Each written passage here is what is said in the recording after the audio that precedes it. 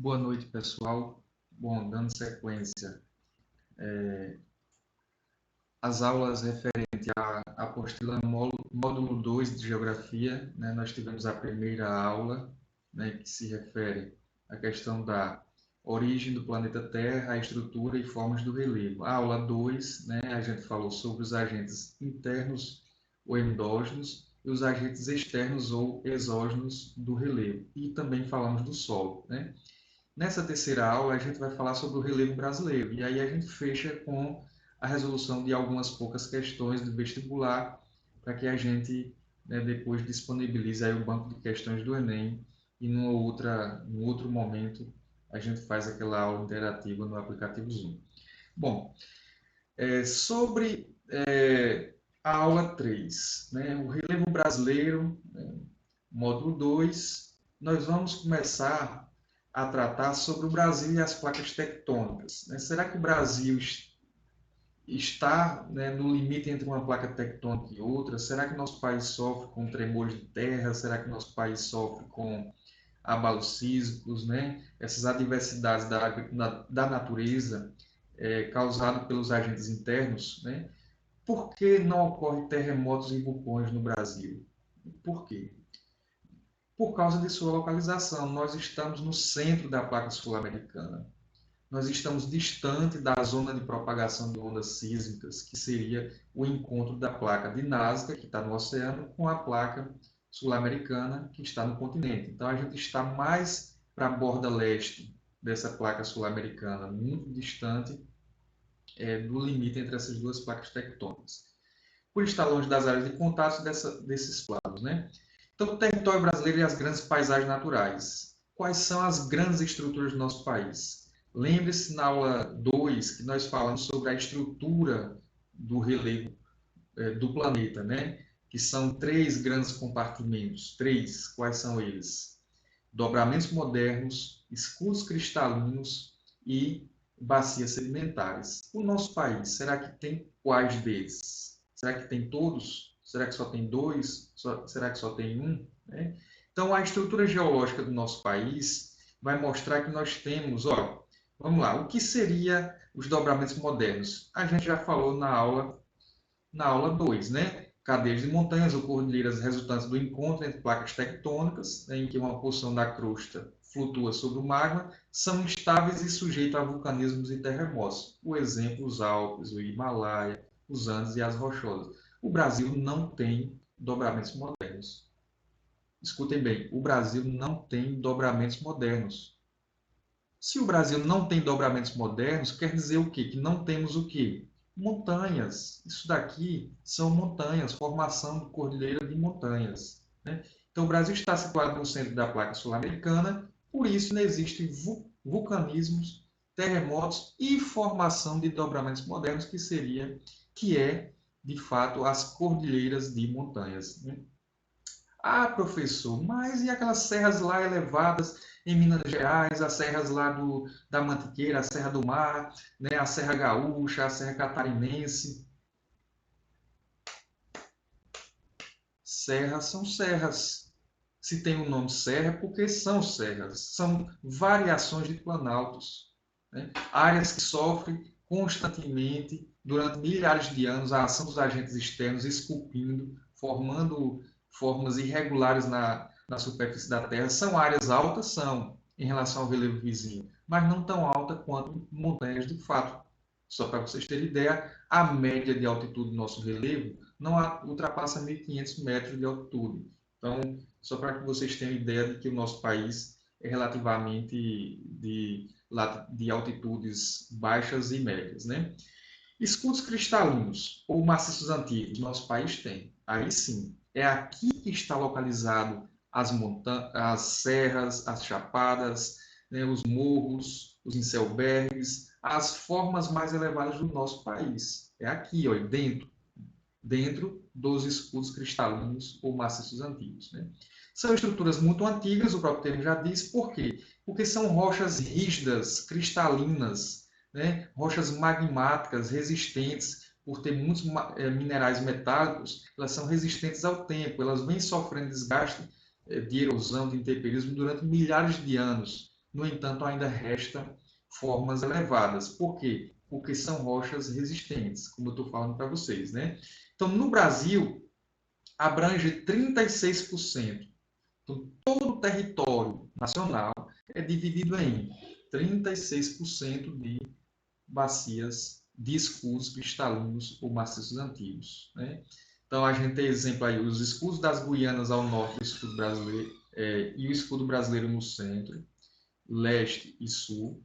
Tem grande importância econômica. Qual é a importância econômica dos escudos cristalinos? São neles que a gente, né, extrai e se torna aí grandes produtores e exportadores de minérios de ferro, de bauxita, né? São minérios que vemos aí o ouro, né, a corrida do ouro durante o século XVIII, né?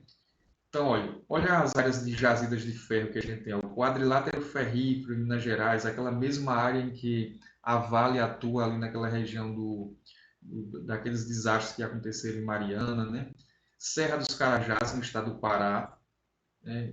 Na época que a Vale, lá nos anos 50, pertencia ao Estado brasileiro, era uma empresa estatal, né? A gente montou toda uma infraestrutura para extrair esse minério, né, que garantiria aí a autonomia de uma indústria nascente no nosso país, né? O maciço do Urucum, que fica no estado de Mato Grosso do Sul, né? Jazidas de manganês na Serra do Navio, no estado do Pará, do Amapá. A bauxita de Oriximiná, no estado do Pará. Ah, o que nome feio danado é esse? Bauxita. O que é isso? Bauxita é um minério que serve para fabricar o alumínio.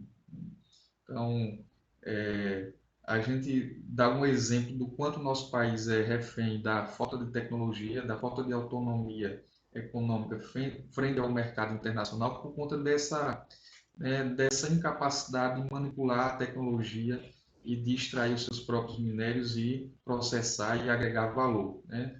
Nós exportamos a bauxita para um país como, por exemplo, o Canadá, e o Canadá, apesar de ser pobre nesse minério, é um dos maiores produtores de alumínio do planeta, ou seja, é um país que detém a tecnologia. A mesma coisa o ferro, né? O Brasil é o maior produtor e exportador de ferro do planeta.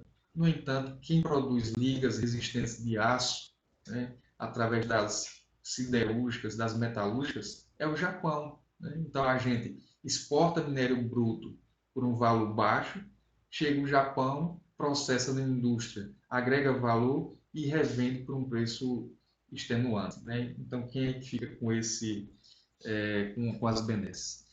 Aí nós temos aqui as bacias sedimentares, o outro compartimento do relevo brasileiro, ó, responsável por 64%. Então, todo o nosso território é formado de escudos cristalinos ou maciços antigos, 60, 36, né? 36%.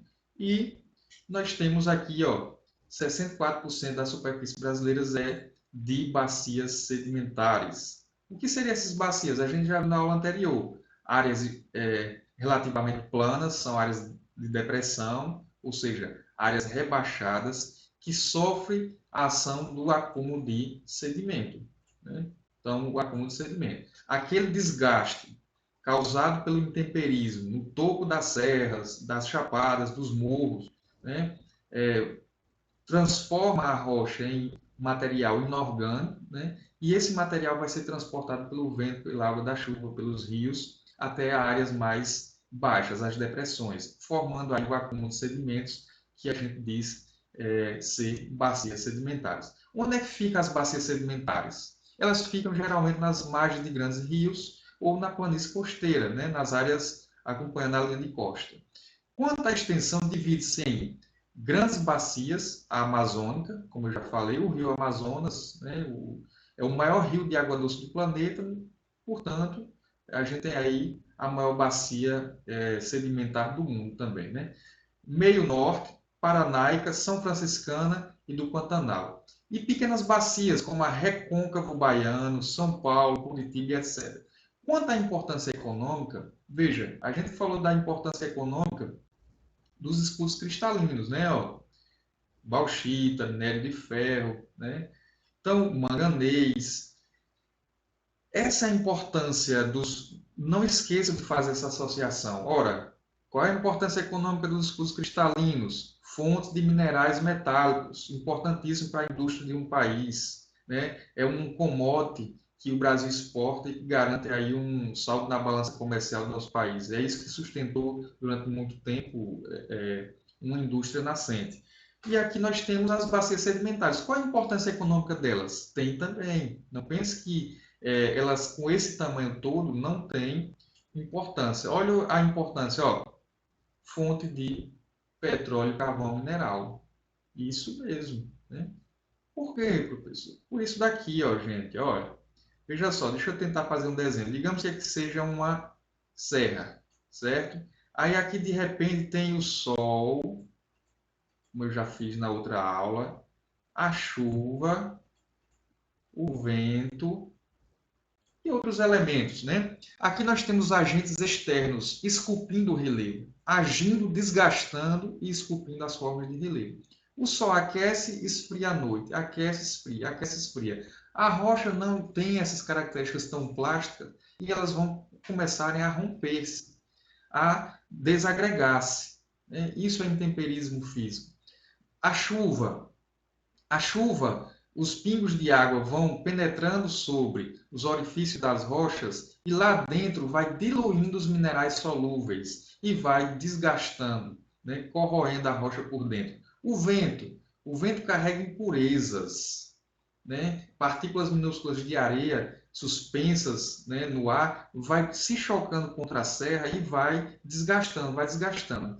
Essa ação desses agentes durante milhares de anos vai transformar o topo de uma serra, ou de uma chapada, ou de um planalto, mais plano, mais desgastado, né? Então, esse desgaste aqui faz com que vire, né, esse desgaste, esse intemperismo, essa erosão, isso daqui vai virar o quê? Sedimentos, que são areias, partículas de materiais inorgânicos suspensos, né?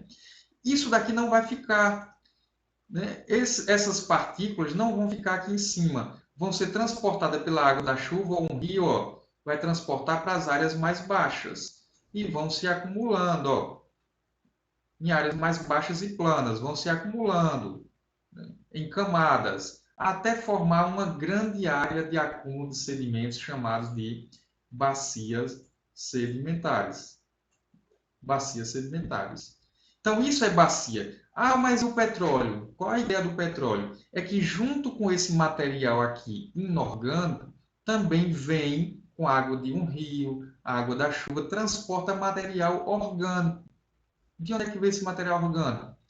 Morte de animais, carcaças de animais que se apodrecem, fica na superfície da terra, né? Galhos de árvores apodrecidas. Então, essa água aqui vai transportar tudo juntamente com a areia, com o material inorgânico, e vai se acumulando, se acumulando, se acumulando. Daqui a pouco, uma carcaça de animal está aqui, ó, presa. Aí, uma camada de terra passa por cima, outra camada por cima, outra camada por cima. Então, vai ficar preso aqui, ó, vai ficar aqui preso durante milhares de anos. Vocês imaginem mais camadas de areia, né? Pressionando de cima até embaixo, né? Vai compilar, vai compactar e formar uma rocha chamada rocha sedimentar. É nessa rocha que vai se encontrar, ao perfurar depois de milhares de anos, né? Acredita-se que o petróleo ele se formou há cerca de 70 a 64 milhões de anos atrás, né? Então aí, ó, se a gente escavar, né, vai encontrar petróleo e gás natural, né? Isso daqui a gente encontra na onda nas bacias sedimentares. Daí a importância delas, né? Estrutura da Terra, né? A gente já falou, é formado pelo núcleo. Vamos começar de cima para baixo aqui, olha. Veja o planeta Terra, ó. A crosta terrestre é só essa fina capinha. Olha como é estreitinha, ó. De 6 a 40 quilômetros de espessura, só isso. Aí vocês se questionam, só isso? Né? Claro, daqui até aqui, ó, que é o raio do planeta Terra, é de mais de 6 mil quilômetros. 6 mil quilômetros. Então, quer dizer, 6 a 40 quilômetros, aqui nem arranha o tamanho do planeta todo. E só para vocês terem ideia, o ponto mais profundo que o homem já conseguiu chegar, né, de acordo com alguns estudos, é de 12 quilômetros. 12, ou seja, nem atinge o final da crosta terrestre, que é de 40. Vocês imaginam se fosse possível a gente atingir todos os 6.000, pouco mais de 6.000 quilômetros até o núcleo, né? Então, aqui a crosta terrestre, aí tem o manto, se divide em manto superior e manto inferior. Aqui, ó, o manto superior é essa parte vermelha e o manto inferior é essa parte mais amarelada, mais laranja, né? Aí nós temos aqui, olha, uma espessura ao total de 2.900 quilômetros. Aí depois vem o que? O núcleo externo, esse amarelo, e o núcleo interno, essa bolinha como a gema de um ovo, né? Então, olha, núcleo externo ele é líquido, tem 2.200 quilômetros de espessura, e o núcleo interno ele é de ferro e níquel, né? Materiais muito pesados, com 2.500 quilômetros de profundidade. Aí nós temos aqui, olha, alguns exemplos, né, de movimentos, como a gente falou, não sei se vocês lembram bem, mas os movimentos orogenéticos e epirogenéticos. O que são isso?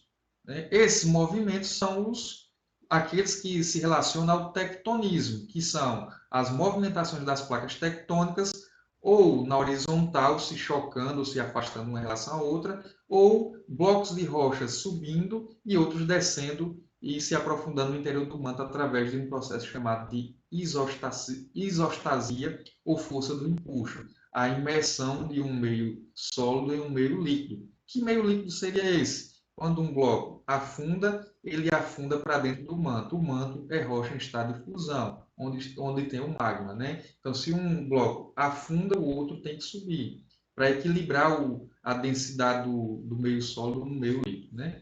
Então, aqui, ó, esse é o movimento vertical de blocos de rochas, chamado de epirogênese, né? E os outros movimentos, na horizontal, quando duas placas tectônicas se chocam, vai dobrando o relevo, formando cadeias de montanhas. Como é que se chama?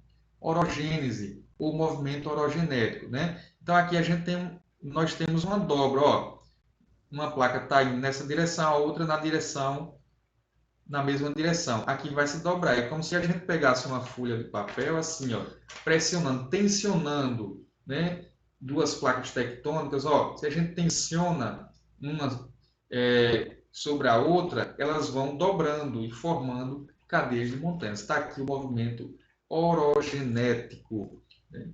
Veja como esses termos eu quero que vocês, eu falei na segunda aula, mas quero que vocês, ó, reflitam.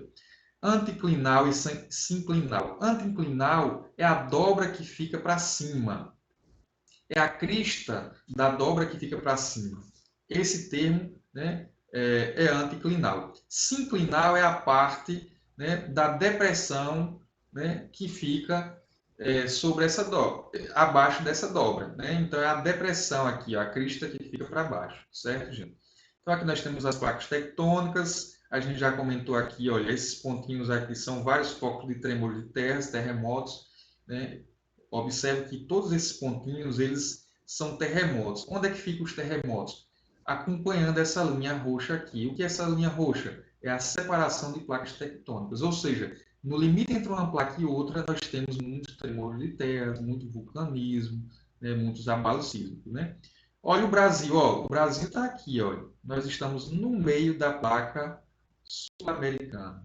Nós estamos no meio, né? Observe, olha, no meio, a placa sul-americana é tudo isso aqui, ó. Pega esse oceano, o Oceano Atlântico, Sul, né? E toda a América do Sul, né? Então, olha, nós estamos bem no meio. Ou seja, essa placa de Nazca aqui está se chocando com a nossa placa sul-americana. No entanto, nós não estamos próximo do limite, né? Então, quando as ondas sísmicas, né, atingem aqui, olha, elas vão se propagando, quando chega no Brasil já perde força, né, de destruição, que é isso que, né, a gente mede a intensidade de um tremor de terras de acordo com o poder de destruição que ele faz a partir da escala Richter. Nós temos aqui essa imagem sobre as estruturas do relevo, né, escudos cristalinos ou maciços antigos, essa parte de branco, as bacias sedimentares, esse amarelo, né, os dobramentos modernos, o laranja. Aí nós temos aqui no Brasil, como é que se distribui estruturas do relevo. A gente já falou que não temos dobramentos modernos, então só temos escudos cristalinos, né, e as bacias sedimentares.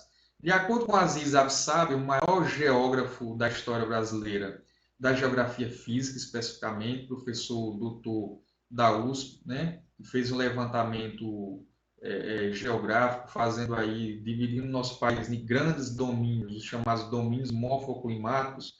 Aziz Absabi, ele vai dividir o Brasil também nas nossas estruturas do relevo. Ó, os escudos cristalinos, quais são eles? Escudo das Guianas, que é esse daqui, ó, esse com um rosa mais forte e um rosa mais escuro, o escudo brasileiro.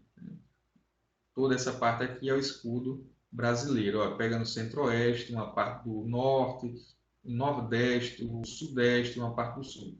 E as bacias sedimentares, segundo Aziz Absabi, nós temos a bacia amazônica, a maior de todas, a bacia meio norte, que pega o rio Tocantins, Araguaia aí, a bacia central, a bacia paranaica, a bacia do Pantanal, onde passa o rio Paraguai, Paraná, a bacia do Recôncavo Baiano, né, a bacia de Campos, e é isso. Aí nós entramos aqui, ó, nas bacias sedimentares. São resultado de acúmulos em áreas mais baixas de sedimentos e detritos, oriundo do desgaste sofrido pelas rochas de terrenos mais antigos ao longo do tempo geológico, é aquilo que a gente tinha falado, né? Resultado do acúmulo de sedimentos, né, causado pelo transporte da água, da chuva, do vento, né, dos rios, e esses sedimentos se originam de rochas antigas, ou seja, dos planaltos, das serras, dos morros, das chapadas, dos enselbéis. Recobre cerca de 64% do território nacional e nela se encontram os combustíveis fósseis, como o carvão e o petróleo. A gente já tinha dito isso, né? Estrutura geológica do Brasil, as bacias sedimentares. Forma-se nas eras paleozoica, mesozoica e cenozoica. Ou seja, as bacias sedimentares elas vêm se estruturando, né, desde o período paleozoico, então muito antigo. Né? Longínquas atividades vulcânicas, lavas endurecidas e desgastadas, solos de terra roxa, solos dispostos em camadas horizontais. Conclusão, pouca ação do tectonismo no Brasil. Então, ó, por que essa conclusão? Pouca ação do tectonismo no Brasil. Porque nós tivemos aí desde o período paleozoico, a formação das bacias sedimentares e elas não foram modificadas, não foram destruídas, elas só tiveram acúmulo de sedimentos. Né? Então, isso demonstra que nosso relevo é tectonicamente estável, ou seja, não sofre ação desses agentes internos que poderiam abalar as estruturas da crosta terrestre. Continuando, os crátons ou escudos cristalinos, que também é chamado de crátons, terrenos mais antigos e amplamente erodidos de baixas altitudes. Os crátons encontrados no norte do Brasil e nas Guianas são exceções, porque é lá que está o ponto culminante do nosso país. Daqui a pouco a gente chega lá. O que é o ponto culminante, o ponto mais alto do nosso país? Os crátons existem das eras, eles são das eras pré-cambrianas, ou seja, da era do início da origem do planeta Terra. Né? Veja o quanto é antigo. Por isso o termo antigo, né? Escudos cristalinos ou maciços antigos. São rochas magmáticas que se formaram com as erupções vulcânicas, que se formaram com a formação de rochas magmáticas plutônicas que estão no interior da Terra. Correspondem a cerca de 36% do território nacional, vem do período arqueozoico, ou seja, de lá do pré-cambriano, depois do período proterozoico, que ainda é pré-cambriano, né? E depois entra o paleozoico. Né? 32% do período arqueozoico e 4% do período proterozoico. Os crátons podem ser classificados de duas maneiras. Quando expostos à superfície, são chamados de escudos. Quando cobertos por estruturas sedimentares, são chamados de embasamentos cristalinos. Como assim, professor? Assim, ó, gente, ó, os escudos são aquelas partes que estão na superfície. Se a gente pega uma chapada, por exemplo, o topo está na superfície, está se mostrando em si. né? A Chapada da Diamantina, a Chapada das Mesas, né? Estão se mostrando na superfície, aqueles paredões de rochas cristalinas. E o embasamento cristalino é quando a gente pega uma área alta e, cobrindo esse embasamento de rochas cristalinas, de rochas magmáticas, nós temos uma camada aí de sedimentos, né? Sedimentos causados pelo quê? Pela ação do tempo, ao longo de milhares de anos, que vai desgastando, vai formando uma camada de sedimentos sobre a outra e daqui a pouco solidifica, né, e forma aí uma rocha sedimentar em cima de uma rocha magmática, né? O relevo brasileiro. O relevo brasileiro ele apresenta diversas formas com altitudes variadas. No entanto, uma altimetria relativamente baixa, né? O que é essa altimetria? Ó, vamos ver essa diferença aqui, pessoal. A altitude é diferente de altimetria. Ó. A altitude é a medida de um ponto na superfície da Terra em relação ao nível do mar.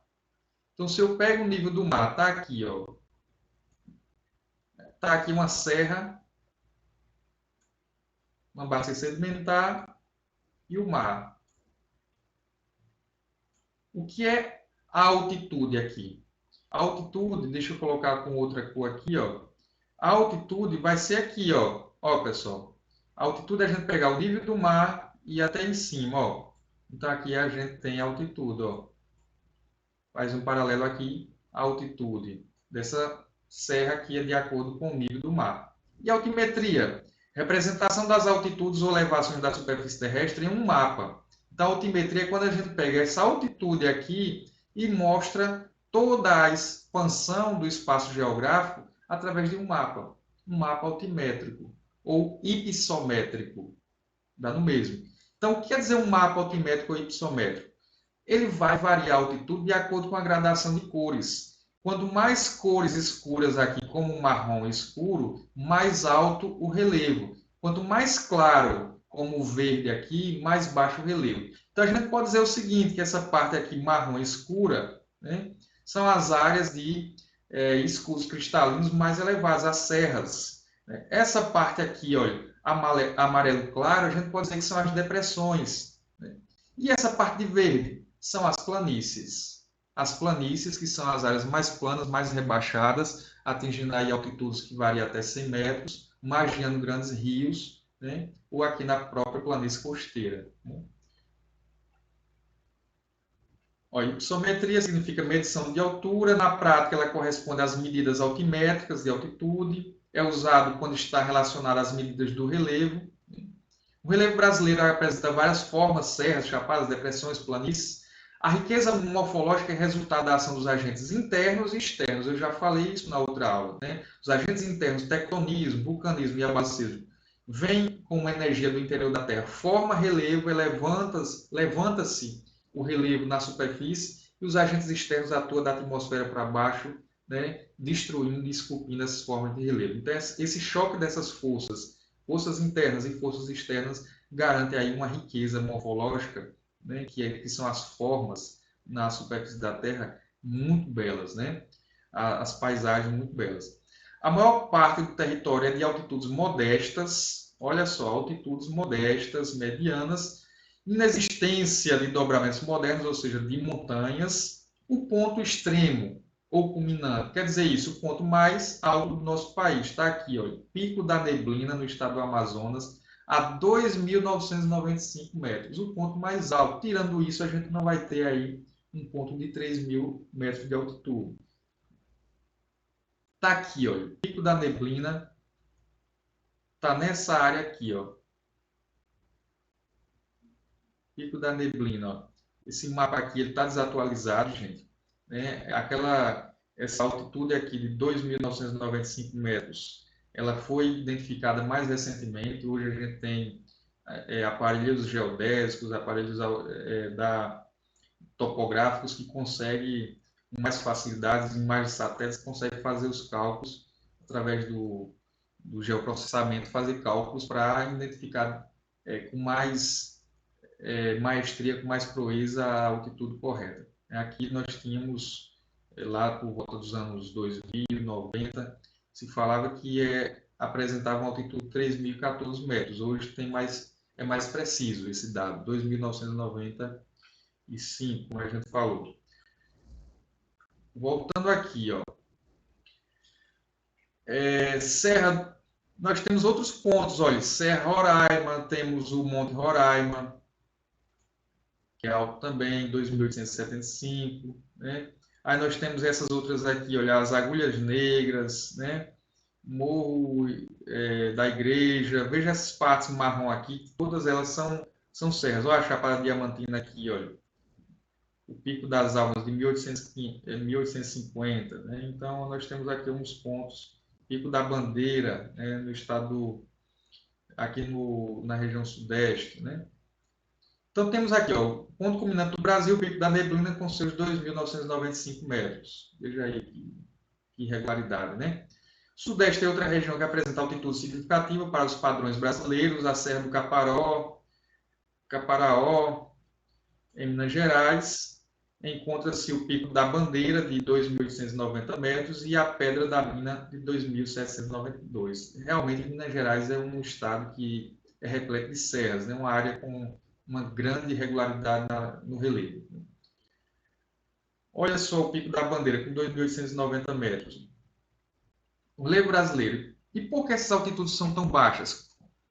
Por conta daquilo que a gente falou. Olha, o território brasileiro possui posição privilegiada no centro da placa tectônica sul-americana, não sofre dobramentos modernos, então isso é uma explicação, uma das explicações, né?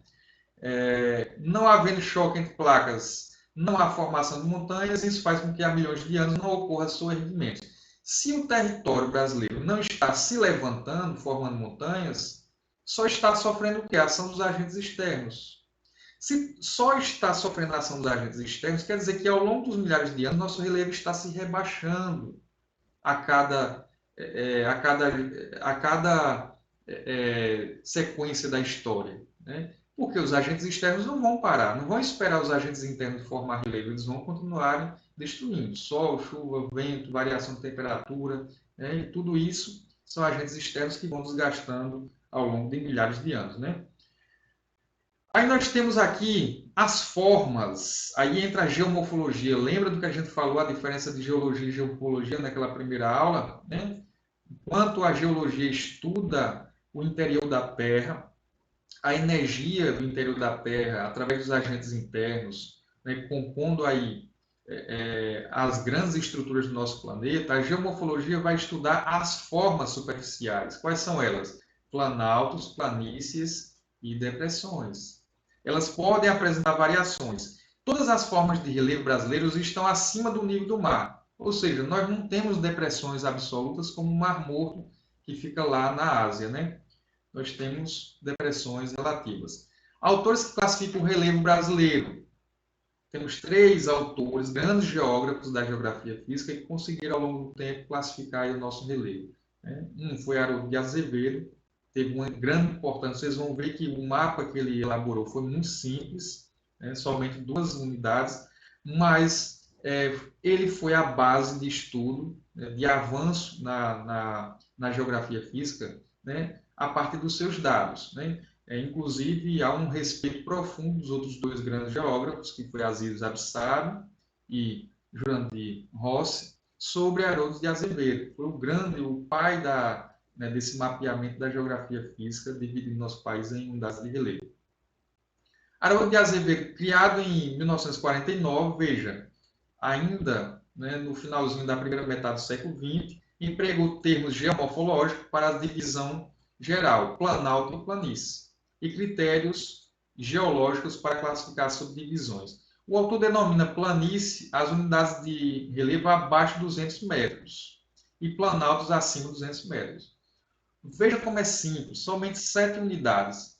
Pensemos que nesse período aqui não havia tanta tecnologia, tanto aprofundamento do conhecimento como a gente tem hoje. Hoje nós temos muitas mais facilidades, imagens de satélites, a aerofotogrametria que vai surgir depois, deu um salto, deu uma facilidade, e aqui nós só temos 7 unidades de relevo, somente planaltos e planícies, não se fala em depressão.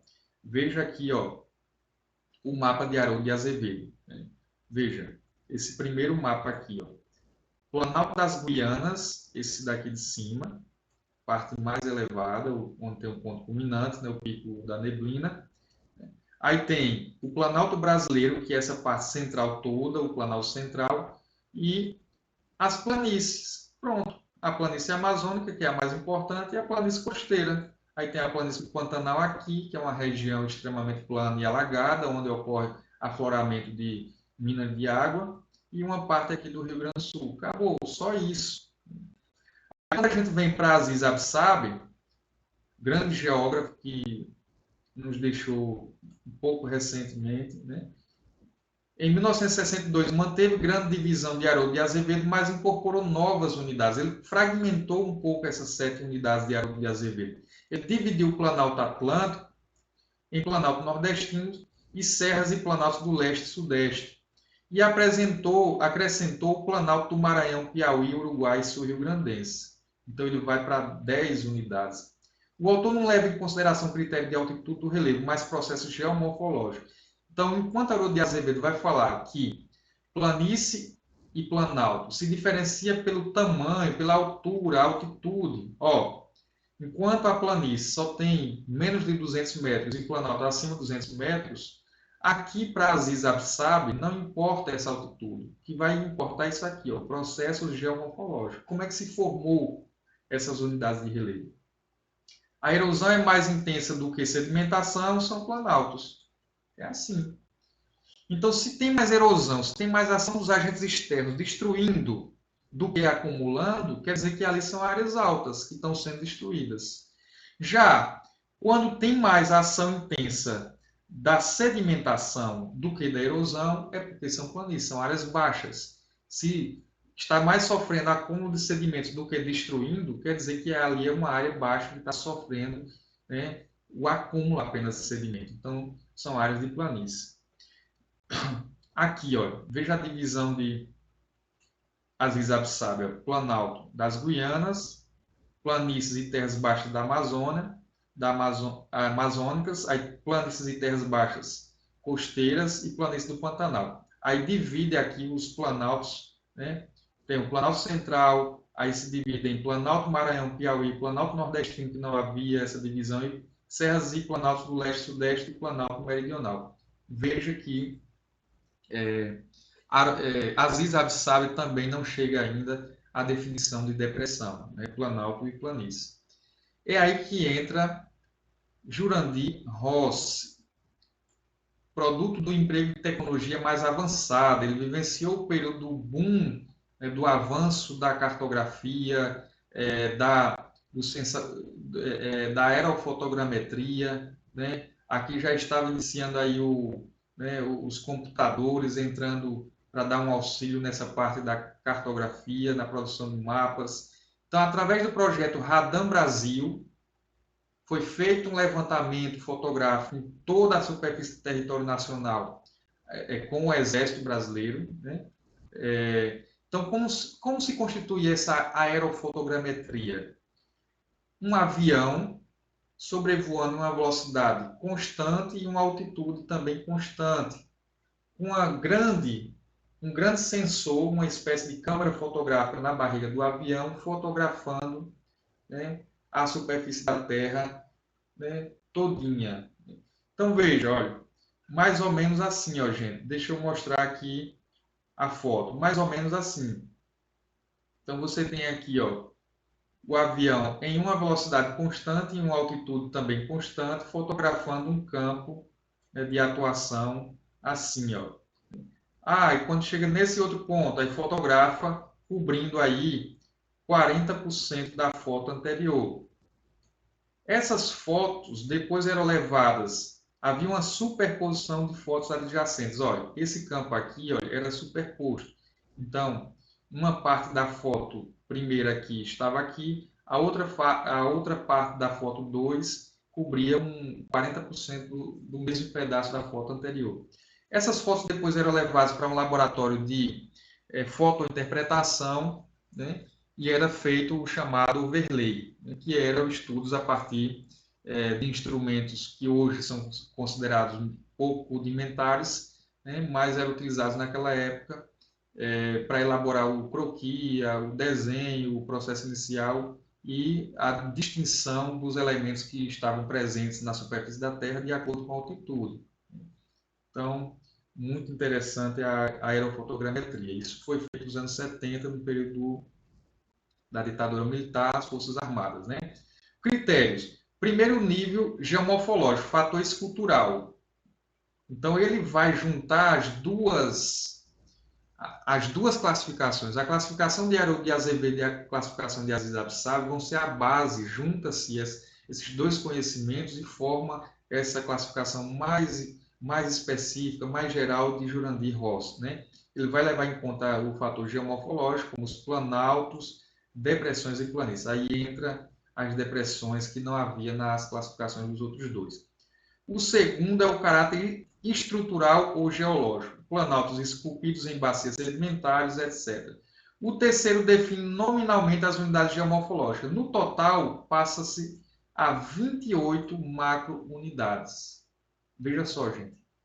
7 apenas unidades de relevo com Haroldo de Azevedo, 10 com Aziz Absabe e 28 unidades de relevo com Jurandir Ross. Planalto, superfícies irregulares acima de 200 metros. Veja que mantém aquela mesma classificação de Haroldo de Azevedo, quando define essas formas de relevo pela altitude. Acima de 200 metros, planalto. Abaixo, planície. Essa era a divisão de Haroldo de Azevedo. Jurandir mantém essa classificação para o planalto. Olha, superfícies acima de 200 metros, só que não fica somente na altitude. Vai dizer o seguinte, olha, acima de 200 metros, né, resultante da erosão de rochas cristalinas, então, veja, já somou aí a característica que Aziz Absabe também define em planalto. Diz que são áreas que sofrem mais a ação da erosão do que da sedimentação. São formas morros, serras, chapadas, como a gente já havia dito.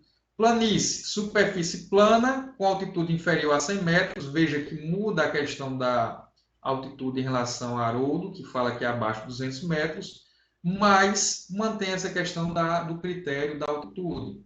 E junta com o critério de Aziz Absabe, que é a questão do processo erosivo ou do acúmulo de sedimentos. No caso, planície, acúmulo de sedimentos. Né? Depressão. Aí é que entra uma nova unidade, a depressão. Superfície com suave inclinação e formada por processos erosivos com altitudes entre 100 a 500 metros, relativas quando situadas abaixo do nível do mar, né? E relativas enquanto situadas abaixo das regiões vizinhas e acima do nível do mar. E absoluto quando está abaixo do nível do mar, nós não temos esse caso. A gente já falou aqui em outra aula que tem a do Mar Morto, que fica lá na região no continente da Ásia. Tá aqui as principais formas de relevo. Olha. Planalto aqui em cima, área alta, mas o topo aplainado. Escarpa é aquela descida abrupta que a gente já comentou. Depressão é a parte mais rebaixada em relação ao relevo vizinho. De um lado e outro você tem áreas altas, então geralmente é um vale. Né? Montanhas são as áreas mais altas do planeta, apesar dessa imagem aqui estar com um perfil um pouco distorcido. Né? Aqui está parecendo que o Planalto é mais alto, mas não, a montanha que é mais alta. A serra é uma variação de Planalto, só que o topo é pontiagudo, perceba. E a planície, a área plana, praticamente no nível do mar ou do oceano. Está aqui o mapa da classificação do relevo de Jurandir Ross, né? Todas as unidades aí, as 28. Aqui a gente já comentou. E aqui o estado de Sergipe. Né? Vamos terminar aí falando de Sergipe também. Eu trouxe aqui o mapa, né? Esse mapa aqui do livro Atlas Escolar, da Geografia de Sergipe, elaborado pelos professores da Universidade Federal de Sergipe, como Pacheco, como Vera França, Hélio Mário, né? Tiveram Araci, né? Tiveram uma contribuição primorosa, né? Com imagens desse calibre aqui, olha, que a gente não encontra em qualquer livro. Ó, esse é o mapa da altimetria do nosso estado de Sergipe. Ó, onde é que estão as áreas mais altas? No oeste. Observe, olha, essa parte leste aqui é a chamada planície costeira. são as áreas mais baixas. Olha o verdinho aqui, ó. Lembra daquele mapa do Brasil que a gente falou, a gradação de cores. Quanto mais cores escuras, o marrom escuro, mais alto. Quanto mais um amarelo, mediano, o verde, extremamente baixo. Então, aqui, ó, toda essa faixa aqui é no leste do estado de Sergipe, é a planície costeira, olha. Aí depois a gente entra nos chamados. Aí nós temos as planícies costeiras, né? Temos aí os tabuleiros costeiros, que é essa parte aqui, ó. Tabuleiros costeiros é essa parte intermediária aqui, ó. Já começa a se elevar um pouco o relevo com algumas dunas, algumas serras, alguns morros, né? São os tabuleiros costeiros.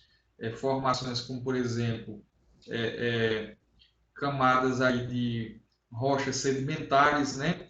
E aqui a gente entra nas rochas magmáticas mais resistentes, como os inselbergs, as serras, os domos das serras, a gente vai encontrar mais aqui, ó, nessa faixa oeste, a parte mais alta do relevo brasileiro, que são, né, o pediplano sertanejo. Aí vamos lá. Eu quero que vocês, deixa eu apagar aqui para que vocês lembrem de uma coisa, gente, ó. Observe isso aqui, gente, olha.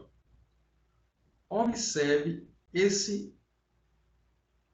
essa costura aqui, olha. Esses pontos elevados aqui que sobressaem nessa parte do interior do mapa do estado de Sergipe. Que região é essa daqui? Isso daqui é o domo da Serra de Itabaiana. Vai envolver uma série de serras aqui ao redor. A Serra da Miaba, a Serra Itabaiana, né, a Serra Comprida. Todas aqui, ó, fazendo uma espécie de arco, em que elas se levantam, né, e o interior é rebaixado, como né, um verdadeiro movimento epirogenético. Vamos ver aqui, ó, a divisão em nomes, em termos. Né, ó, essa parte verde aqui, como a gente já tinha dito, ó, planícies costeiras, as áreas mais rebaixadas. Veja que pega aí Aracaju inteira, Estância. Né? Veja que o município de Cristinápolis, uma grande parte dele está na planície costeira. Né? Então, Cristinápolis não é tão alto assim. Vai existir várias formas de relevo, mas né, a gente vai, grande parte do território de Cristinápolis está na planície costeira. Os tabuleiros costeiros, que são essas partes intermediárias, esse verde um pouco mais claro, ó, onde vai ter aí o município de Ribeirópolis, né, Moita Bonita, né? Então, aí nós temos pé de plano sertanejo, essa parte amarelada, ó, as áreas mais elevadas. Vamos lá. Quais são as maiores altitudes no estado de Sergipe? O ponto mais alto, veja como a gente é modesto, ó, apenas 750 metros. A Serra Negra, no município de Poço Redondo. Fica na divisa no oeste do estado de Sergipe, na divisa já com, mais ou menos por aqui, ó, né, com a Bahia, né, na divisa com a Bahia. Monte Santo. Né? Então, olha, Serra de Itabaiana, o segundo ponto mais alto do estado de Sergipe, 659 metros. A gente já foi, né? O meu sonho é levar as turmas do ensino médio para conhecer todos aqueles processos geomorfológicos, o processo do intemperismo, a formação de um bioma, né, que ainda a gente consegue proteger, que é o bioma da Mata Atlântica, né? Então, 659 metros, uma vista maravilhosa lá de cima. Serra da Miaba, 630 metros, fica no município de entre Itabaiana e Campo do Brito.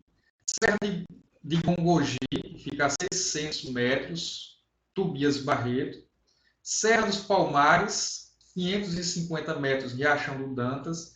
E Serra do Curral Novo, em Riachão do Dantas. Então, observe que todos esses municípios aqui ficam na onde? Com exceção do Itabaiana, os outros todos, eles vão ficar na onde? Mais para o oeste. Né? Itabaiana, porque a gente viu naquela imagem anterior, que são serras que vão surgir aqui formando o domo de Itabaiana, aqui mais ou menos no meio, se elevando no relevo, né, com um movimento epirogenético. Aqui nós temos ela, o domo da Serra de Itabaiana. Olha aqui, olha. Aqui no interior do mapa, Aí veja aqui, ó, nós temos o domo dissecado, né, que são formas mais rebaixadas no interior do domo, e ao redor nós temos as serras, ó. Aqui é o perfil. Imagina que a gente cortasse aqui, ó, daqui até aqui. É o perfil.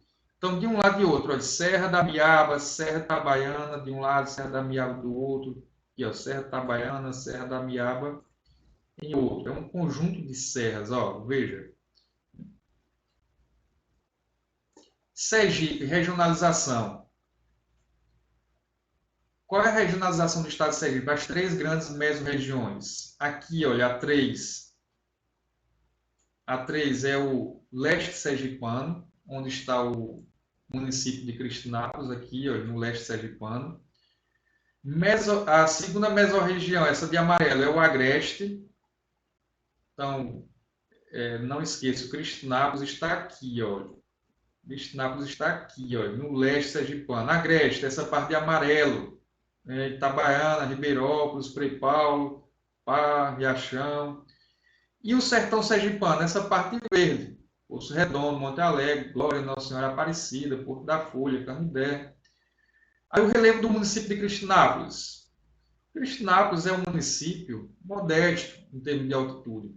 Uma área de pouco mais de 236,2 km², apresenta uma altitude média de 120 metros. Está localizada às margens esquerdas do Rio Real. Diga-se passagem, muito bonitas as paisagens aqui na margem esquerda do Rio Real, apesar de estar sofrendo bastante com o impacto antrópico do homem, né, aí destruindo as matas ciliares, açoriana, enfim.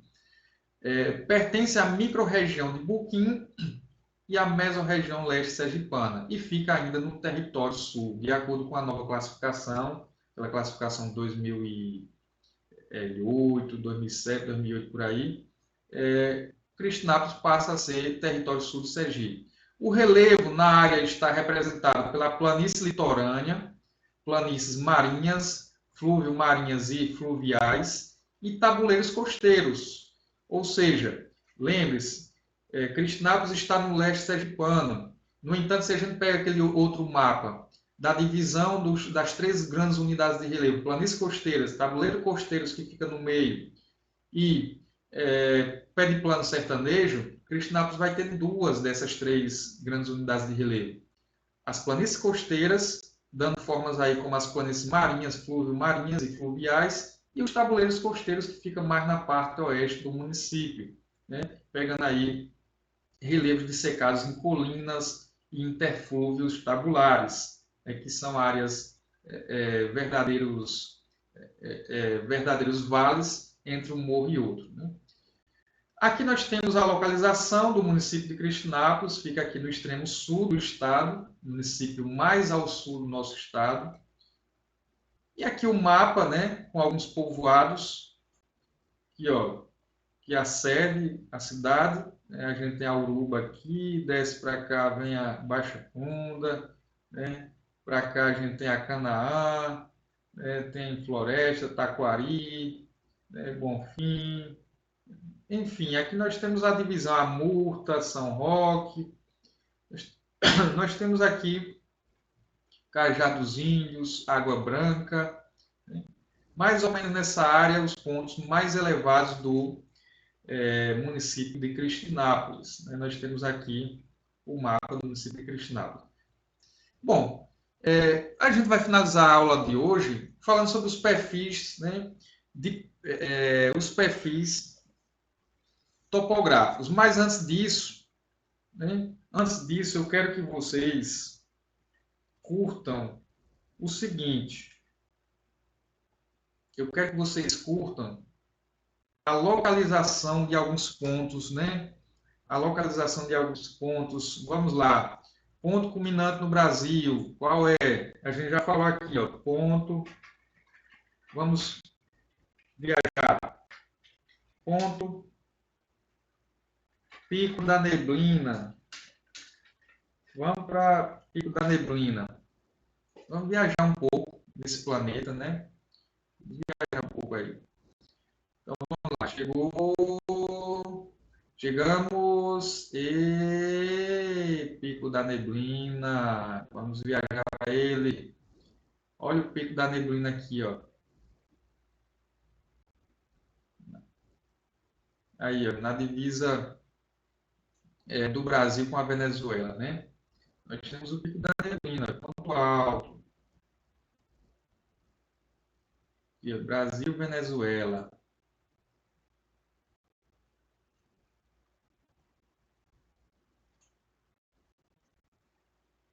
Olha assim agora. A gente vamos ver aqui em cima, olha. Veja, aqui tem uma área rebaixada, aqui é o topo.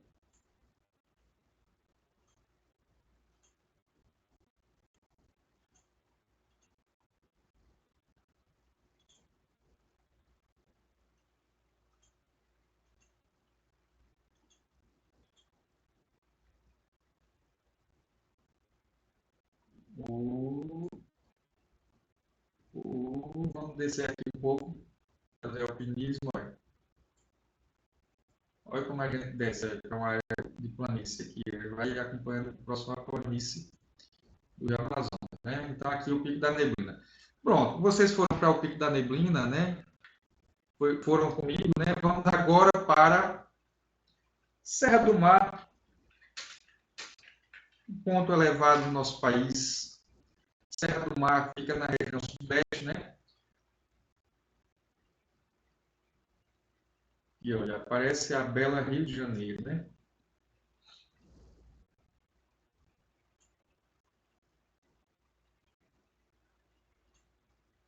Aqui, ó, paredão rochoso.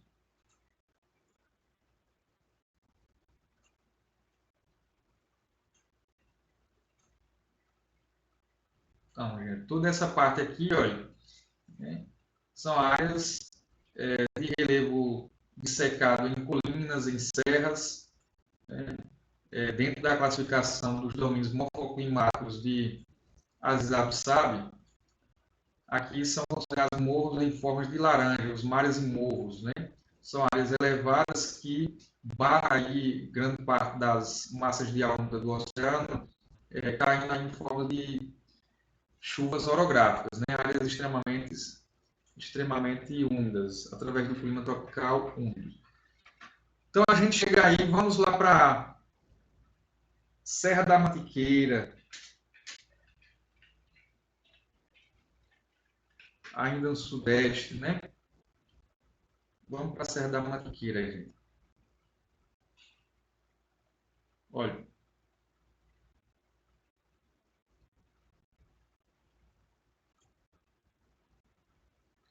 olha como é uma área acidentada essa região sudeste aqui, acompanhando uma parte do litoral.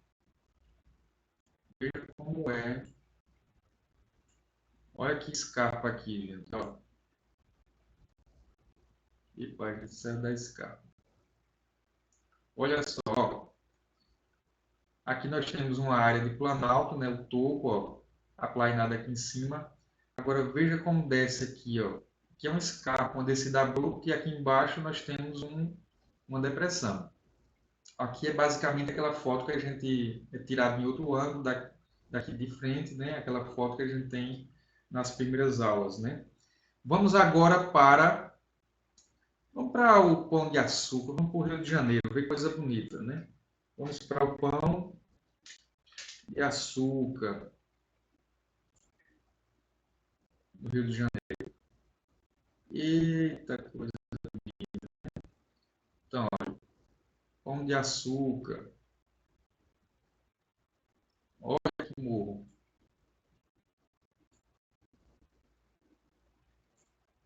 Olha que morro. Ó. Pão de Açúcar, gente, aqui, olha. Temos a Urca.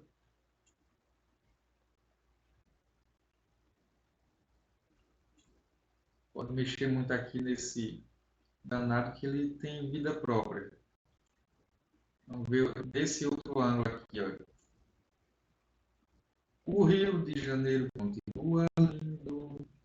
O Rio de Janeiro, fevereiro, março, alô, realengo. Aquele abraço, aquele abraço. Vamos ver o Cristo Redentor.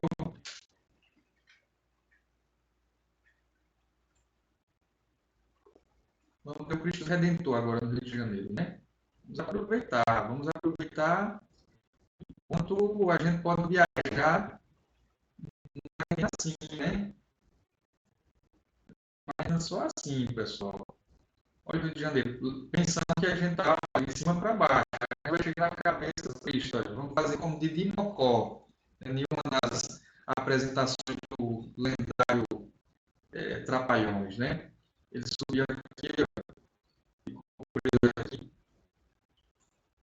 Eita, como é elevado. Veja, ó, o Cristo Redentor está em cima de uma área, do topo de um morro, e logo abaixo a gente vê uma descida muito abrupta aqui, ó, uma região escarpada, né?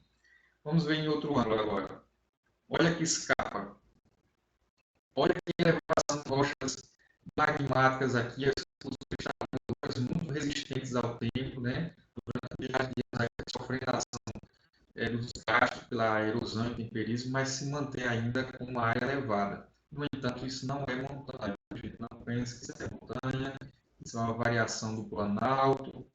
Né? Olha só que paredão bonito. E aqui em cima nós temos o Cristo.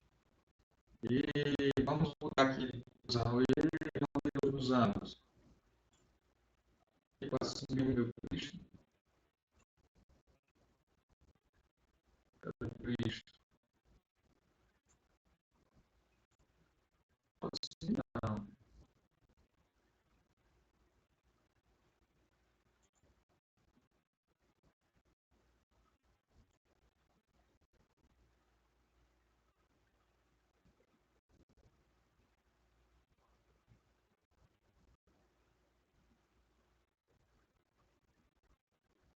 Olha que beleza, gente. Cristo Redentor aí. Só na aula de geografia vocês têm esse passeio, esse tour aqui maravilhoso, viu, gente? Vamos agora para, se a internet deixar, vamos agora para outro ponto. Vamos lá? Vocês querem para onde? Vamos lá. Eu digo aqui. Vamos para Serra de Itabaiana. Vamos para o estado de Sergipe, pessoal. Sergipe tem lugares maravilhosos. Né? Maravilhosos. Olha, Parque dos Falcões, aqueles que já foram meus estudantes, né? Que já foi comigo, né? Com a professora Dani. A gente fez um dia diferente, né? Aproveitando as belezas paisagísticas. Vamos lá. Olha aqui a Serra Itabaiana. Chega a ser elevado como o Pão de Açúcar, né? Mas chega a ser uma área também com 659 metros, dá para a gente diferenciar do restante do relevo do estado de Sergipe, né? Parque Nacional, Serra Itabaiana.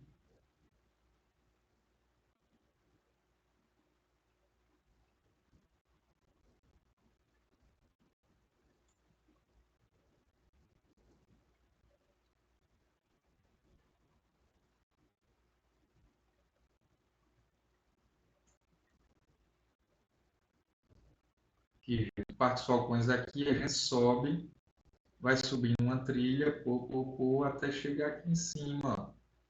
Isso daqui é o paredão, olha. A gente chega em algum ponto por aí que encontra uma cachoeira. A gente vai subindo na mar mesmo.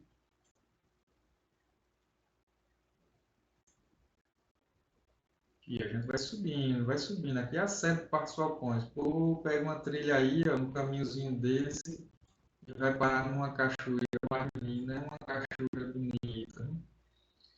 Vamos lá. Vamos para a Serra, para terminar, Serra Negra, o ponto culminante do estado de Sergipe, né? Ponto culminante do estado de Sergipe. Epa, Serra Negra, deu em São Paulo, né? Serra Negra, Sergipe, Poço Redondo, olha só.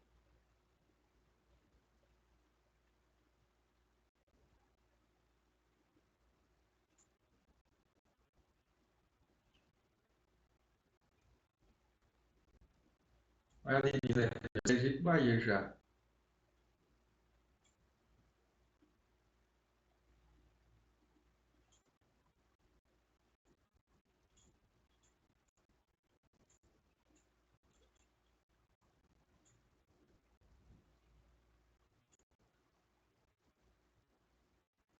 Que é uma área muito elevada e que, na sua parte leste, nós desbarrancamos aqui para um relevo um pouco mais embaixado, nas bordas do estado de Sergipe, na Bahia. Acompanha um relevo elevado para lá da Bahia. Então vamos lá. Faltou só para a gente finalizar aqui.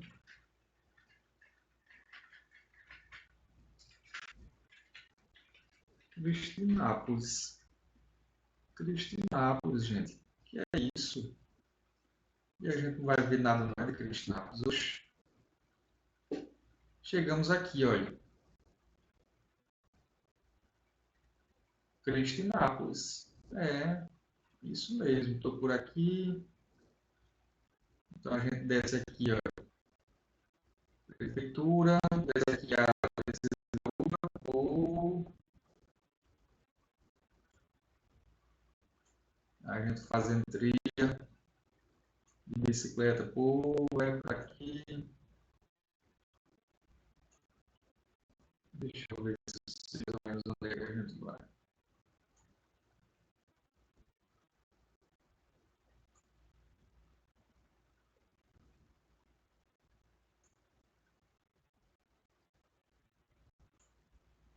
É isso mesmo.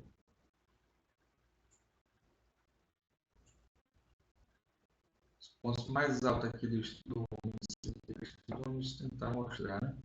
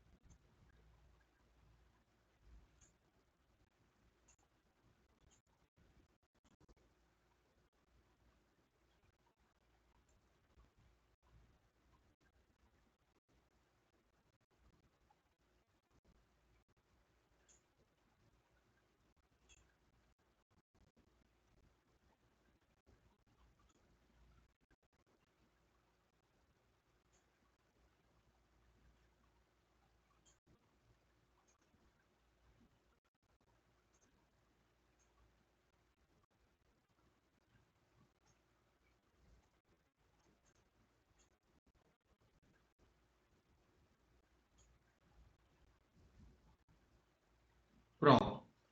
Então a gente, voltando aqui,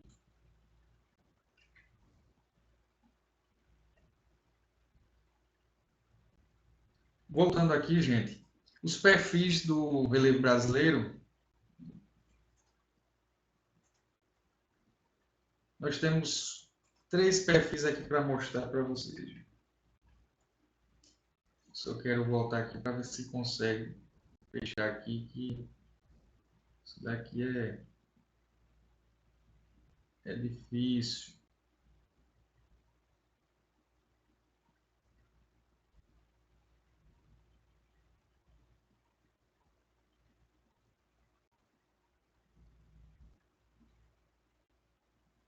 Vamos lá. Fechando aqui. Essa parte aqui do programa travando. A internet ruim. Já viajamos para Cristinápolis, já viajamos para o Rio de Janeiro, já viajamos para o Sudeste, conheci a Serra da Mantiqueira, Serra Geral. E agora, voltando aqui. Bom, perfil de pedra, 3 grandes cortes. Esse corte, um aqui, ó, pegando a região norte, né? Esse outro perfil pega na região nordeste e outro a região centro-oeste, sul e sudeste. Vamos lá nesses 3 grandes perfis.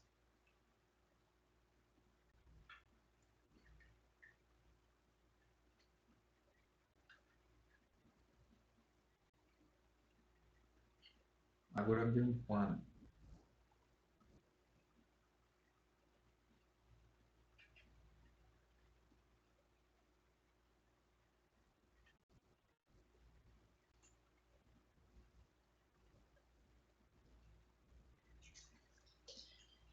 Então, pessoal, essa aula foi para mostrar as principais formas de relevo. Nós tentamos, de uma perspectiva, utilizar aí o Google Maps, né, para tentar mostrar através de imagens satélites o quanto o nosso país é rico em paisagens, em exuberância, o quanto a gente é um país que é agraciado pela natureza, né? Então aqui, esses três perfis, eles mostram aqui, ó, o perfil 1, né, pegando do lado do norte, do extremo norte até descendo a região mais setentrional da região norte brasileira, né? Pega os planaltos residuais norte-amazônicos,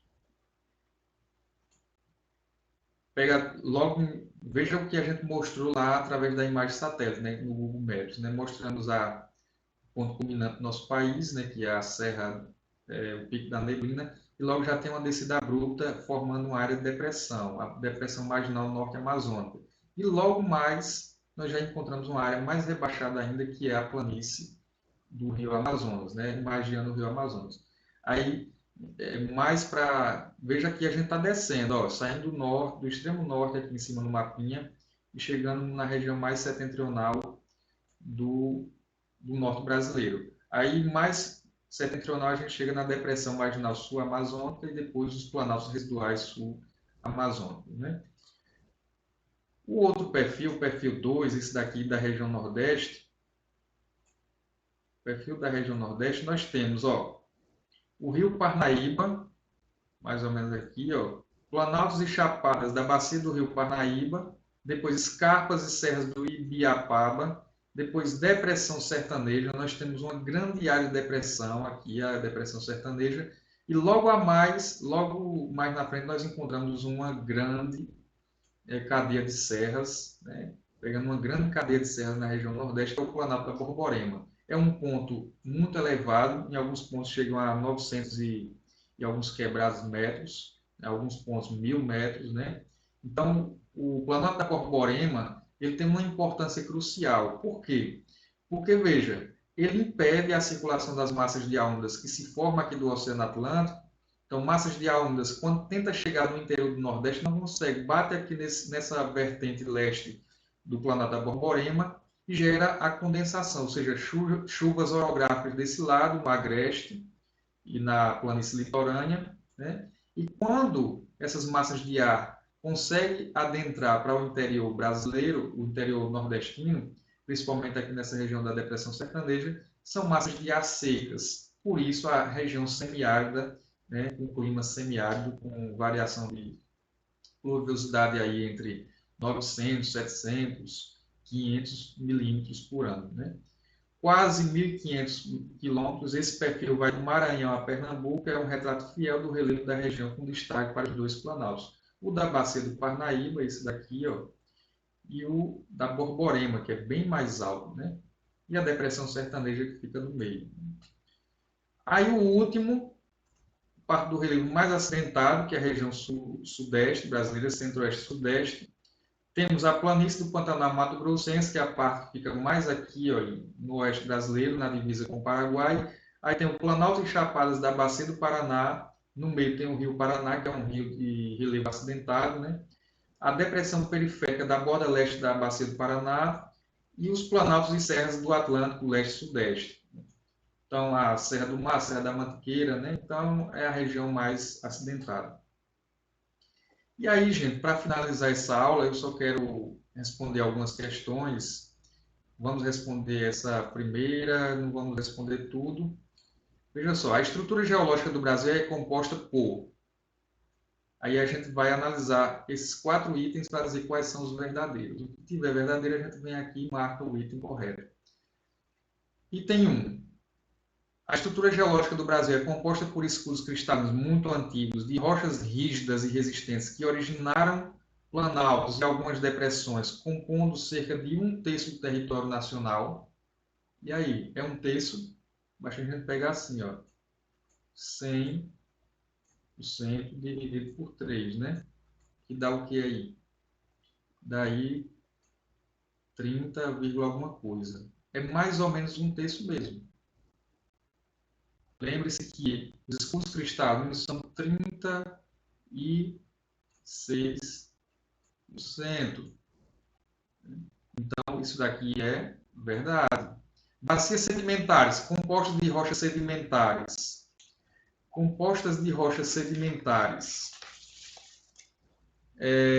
Que originaram as planícies, planaltos sedimentares ou depressões, ocupando cerca de 64% do território do país. Repare como esse item aqui, ele é maldoso, né? Ele é muito maldoso. Por quê? Vamos lá.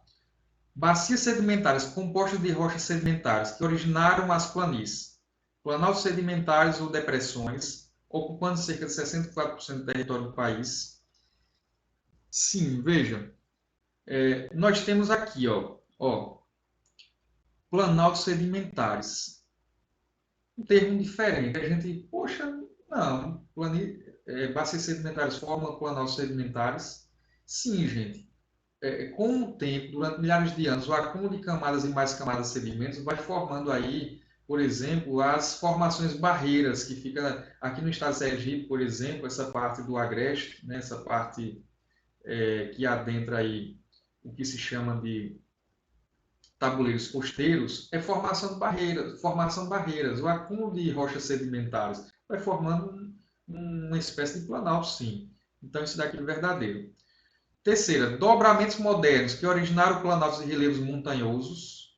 Nós não temos dobramentos modernos, já falamos várias vezes. Dobramentos modernos é o que dá origem a montanhas. Escudos cristalinos recentes, não, antigos.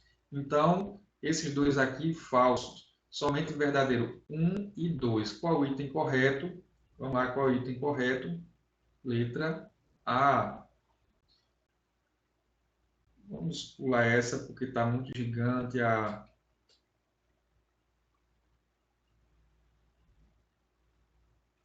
Vamos lá, essa daqui, ó. Para a gente terminando aqui a aula de hoje. Terremotos são geralmente movimentos, são gerados pelos movimentos naturais das placas tectônicas da Terra, que causam ajustes na crosta terrestre, afetando a organização da sociedade, como ilustra a figura abaixo. Em relação aos sismos naturais, é correto afirmar que eles são causados por, repare que a pergunta está aqui no finalzinho. Ou seja, os terremotos são causados por quê? Aqui nós temos o Japão, que é o maior exemplo, essa questão, fez questão de trazer o Japão, porque é o maior exemplo de uma área de intensa instabilidade tectônica, porque sofre a ação da placa das Filipinas, da placa do Pacífico e da placa euroasiática. Né? 3 placas tectônicas pressionando o território do Japão no meio, né? Por isso muitos terremotos, muitos vulcões em atividades e grandes áreas de montanhas. O Japão é todo praticamente formado em montanhas. Então, quais são, causados pelo quê? Os terremotos são causados pelo quê? Letra A, forças endógenas incontroláveis. Letra B, energias exógenas excepcionais. Letra C, forças antrópicas descontroladas. Letra D, energias antrópicas excepcionais. Ou letra E, forças endógenas e antrópicas. Primeiramente, um parênteses para dizer o seguinte: o que são forças endógenas? São as forças do interior da Terra. A gente já falou isso naquela aula quando estava tratando dos agentes internos ou endógenos, tectonismo, vulcanismo e abalicismo, que vêm como energia do interior da Terra formando o relevo, né, montanhas, e os agentes externos destruindo. Agentes exógenos são os externos, intemperismo e erosão destruindo.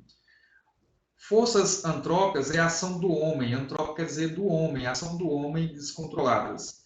Então, não pode ser forças endógenas e antrópicas, não tem nada a ver a formação de montanhas, de terremotos com a ação do homem. Então, já descarta essa daqui, já descarta essa daqui. Né? Forças antrópicas, descarta essa daqui também. Então, forças endógenas ou exógenas? Né? A formação de terremotos são causadas por quê? Pelas forças o que, gente? pelas forças endógenas, a ação do tectonismo, né, do vulcanismo e dos abalos sísmicos. Aqui nós temos essa imagem aqui, eu vou responder essa sim. Ó, a figura a seguir representa processos associados à tectônica de placas. Nós temos uma placa aqui oceânica, olha, que ela se afunda no interior do manto, e outra placa aqui ela vai se dobrando, formando isso aqui, ó. A gente falou isso na outra aula com imagens mais rebuscadas, ó. Então essa placa que afunda gera um processo aqui com essa setinha aqui, ó, chamada B. Quando ela afunda, ela dobra essa outra aqui, ó, gerando um processo chamado o A. Essa setinha aqui mostra o quê? Energia que vem do interior da Terra pressionando as camadas da crosta aqui, olha, para cima. Como é que se chama esse C?